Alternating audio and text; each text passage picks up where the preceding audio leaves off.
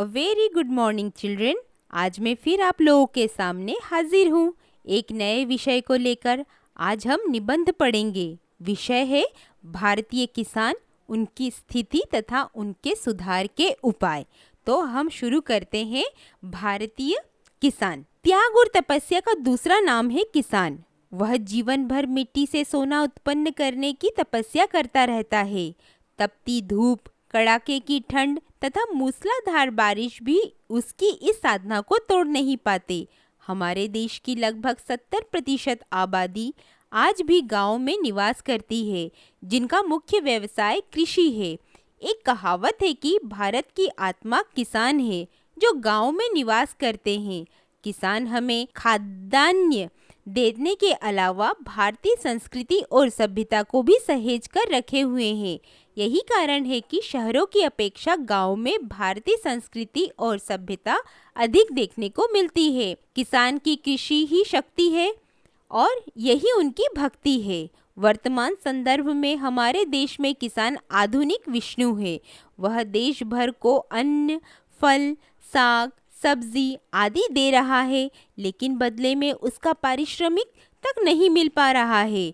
प्राचीन काल से लेकर अब तक किसान का जीवन अभावों में ही गुजरा है। किसान मेहनती होने के साथ साथ सादा जीवन व्यतीत करने वाला होता है।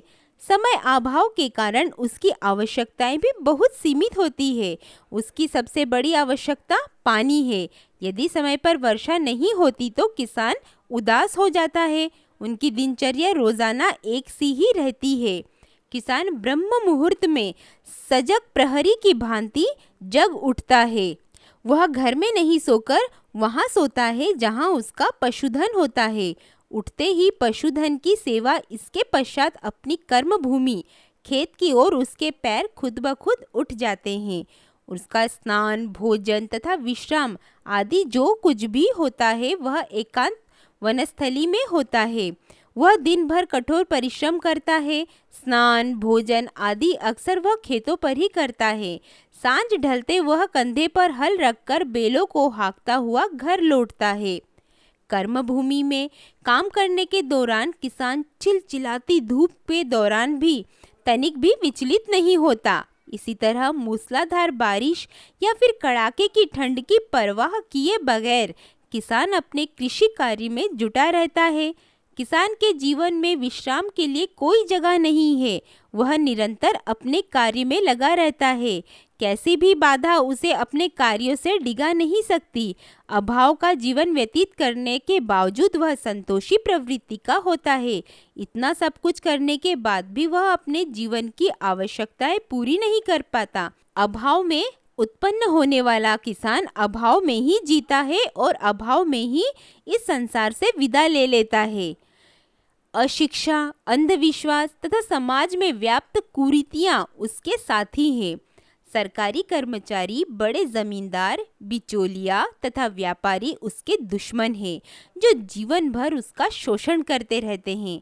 आज से 35 वर्ष पहले के किसान और आज के किसान में बहुत अंतर आया है। स्वतंत्रता प्राप्ति के पश्चात किसान के चेहरे पर कुछ खुशी देखने को मिलती है। अब कभी कभी उसके मलिन मुख पर भी ताजगी दिखाई देने लगती है। जमींदारों के शोषण से तो उसे मुक्ति मिली ही चुकी है, परंतु वह आज भी पूर्ण रूप से सुखी नहीं है। आज भी 20 या 25% किसान ऐसे हैं जिनके पास 2 समय का भोजन नहीं, शरीर ढकने के लिए कपड़े नहीं, टूटे फूटे मकान और टूटी झोपड़ियों में आज भी उनके महल बने हुए हैं। हालांकि स्वतंत्रता प्राप्ति के बाद से किसान के जीवन में कुछ खुशियां लौटी है। सरकार ने ही किसानों की ओर ध्यान देना शुरू किया है। उनके अभावों को कम करने के प्रयास में कई योजनाएं सरकार द्वारा चलाई जा रही है। किसानों को समय समय पर गाँव में ही कार्यशाला आयोजित कर कृषि विशेषज्ञों द्वारा कृषि क्षेत्र में हुए अनुसंधानों की जानकारी दी जा रही है। इसके अलावा उन्हें रियायती दर, उच्च स्तर के बीज, आधुनिक कृषि यंत्र, खाद आदि उपलब्ध कराए जा रहे हैं। उनकी आर्थिक स्थिति सुधारने व व्यावसायिक खेती करने के लिए सरकार की ओर से बहुत कम ब्याज दर पर ऋण मुहैया कराया जा रहा है। खेतों में सिंचाई के लिए नहरों व नलकूपों का निर्माण कराया जा रहा है। उन्हें शिक्षित करने के लिए गाँव में रात्रिकालीन स्कूल खोले जा रहे हैं। कारणों के चलते किसान के जीवन स्तर में काफ़ी सुधार आया है। उसकी आर्थिक स्थिति भी काफ़ी हद तक सुदृढ़ हुई है। अब हम देख रहे हैं कि भारतीय किसान और उसके साथ क्या क्या अन्याय हो रहा है, उसे हम किस प्रकार से सुधार सकते हैं। भारत एक कृषि प्रधान देश है। हमारी संपन्नता हमारे कृषि उत्पादन पर निर्भर करती है। इस लक्ष्य की प्राप्ति के लिए भारतीय कृषक की एक बड़ी भूमिका है। वास्तव में भारत कृषकों की भूमि है। हमारी 75% जनता गांव में रहती है। भारत में कृषि और किसानों की हालत दिनों दिन बदतर होती जा रही है, जिसके कारण अनेक किसान आत्महत्या तक करने पर मजबूर हो जा रहे हैं। भारत में आज भी 60 से 70% लोग कृषि पर निर्भर है। इस समस्या को हर सरकार जानती है, पर उसके पास उचित समाधान नहीं है। भारतीय किसानों की हालत बहुत खराब है। इस पर लोग केवल बहस करते हैं, राजनीति करते हैं और हाय तौबा मचाकर भूल जाते हैं, पर इसके लिए कोई कारगर समाधान नहीं ढूंढा जाता है। भारतीय किसान के खराब हालत होने के कारण और निवारण। भारत में किसानों के खराब हालत होने के कई कारण हैं, जिसके बारे में समाज, राजनेता और अन्य व्यक्ति को सोचना चाहिए। जो सक्षम है उनकी मदद करने के लिए आगे आए। यदि समस्या बड़ी है तो हमको मिलकर इसके लिए कोई हल निकालना चाहिए। भारतीय राजनीति। भारत की राजनीति इतनी खराब है कि इसमें अच्छे लोग बहुत कम आते हैं या आते ही नहीं। इसमें जो लोग गरीब और किसानों के नाम पर वोट लेकर जीत जाते हैं, फिर उन्हीं को भूल जाते हैं। किसानों और गरीबों को लगता है इस बार कुछ अच्छा होगा। भारतीय राजनीति में सुधार होना चाहिए। कोई ऐसी पार्टी होनी चाहिए जिसमें एक गरीब भी चुनाव लड़ सके। यदि कोई नेता या राजनेता चुनाव प्रचार के समय कोई वादा करता है तो उसे पूरा करने के लिए कोर्ट आदेश दे, क्योंकि गलत वादों से चुनाव जीतना अपराध की श्रेणी में आनी चाहिए। नेता वही वादा करे जो वह 5 वर्ष में पूरा कर सके। नेताओं के कार्यों और उनकी आमदनी की जानकारी किसी वेबसाइट पर होनी चाहिए। इन सब के बाद लोगों को जागरूक होना चाहिए। यदि वो वोट देकर नेता बनते हैं तो उनसे काम लेना भी सीखे। अगला पॉइंट, भारतीय सोच। भारत के लोगों ने यह मान लिया है कि खेती से हम लाभ पा ही नहीं सकते, यह एक घाटे का काम है। इस सोच को बदलने की ज़रूरत है। किसानों को कृषि के बारे में जागरूक करें कि कैसे खेती से लाभ पा सकते हैं। परिवार के सभी सदस्यों को कृषि पर ही निर्भर नहीं होना चाहिए।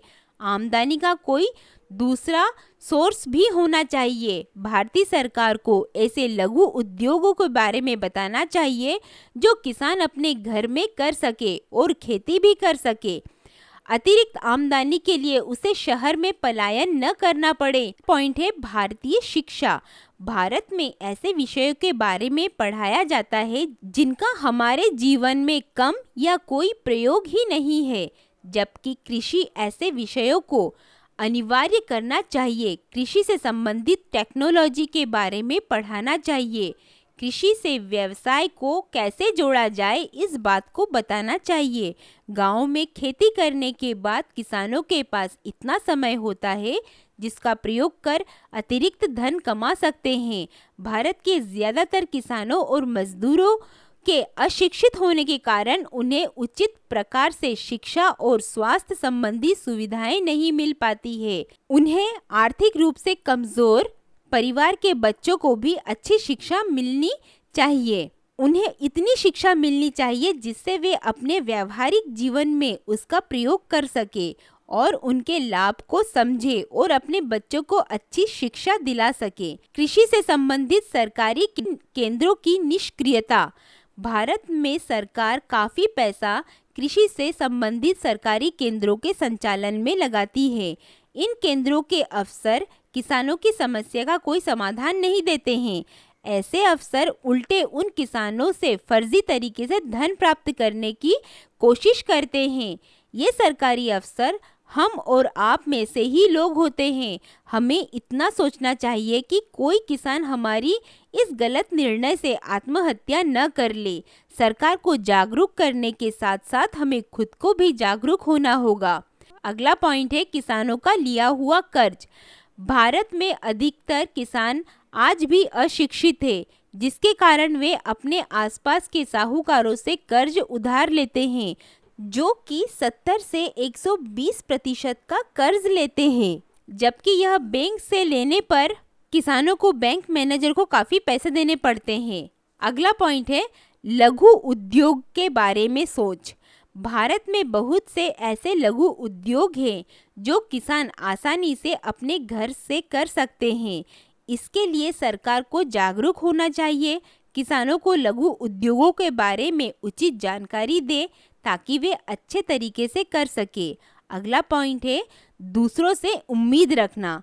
भारतीय किसान को यह लगता है कि यह सरकार नहीं तो अगली सरकार उनके लिए कुछ अच्छा करेगी। ऐसी सोच का त्याग करें। आपकी किस्मत को केवल आप और आपका बेटा बदल सकता है। हर समस्या का समाधान होता है, बस सोच बदलने की ज़रूरत होती है।